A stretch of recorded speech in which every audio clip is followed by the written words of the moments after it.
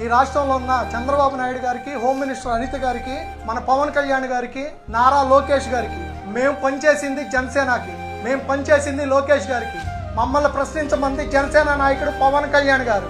మా దగ్గరికి రాజీకి వచ్చింది, ఆడపిల్లలు బెదిరిస్తానికి వచ్చింది జనసేన నాయకుడు, తూర్పు నియోజకవర్గ ఇన్ఛార్జి అంబిశెట్టి వాసు. మా ఫ్యామిలీలో ఒక అక్కకు అన్యాయం జరిగి ఆడబిడ్డ అలా ఏడుస్తుంటే కళ్ళ నీళ్ళ పెట్టని పోలీసు లేడు.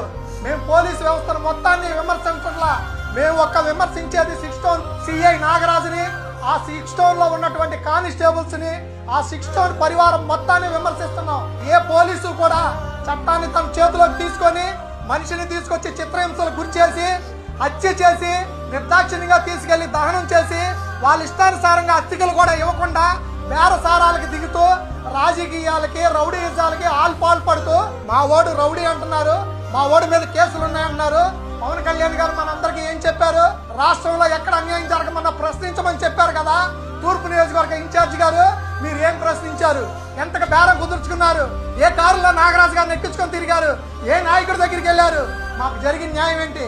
ఆడబిడ్డ ఏడుస్తుంది, సమాధానం చెప్పండి. ఇతని మీద 4 కేసులు ఉన్న మాట వాస్తవం, కొన్ని కేసుల్లో నిందితుడుగా ఉన్న మాట వాస్తవం. అయినంత మాత్రాన తీసుకొచ్చి కాల్చి బూడి చేసే హక్కు పోలీసులకు ఎవరిచ్చారు? డీజీపీ గారు ప్రశ్నించరా? హోమ్ మినిస్టర్ గారు అడగరా?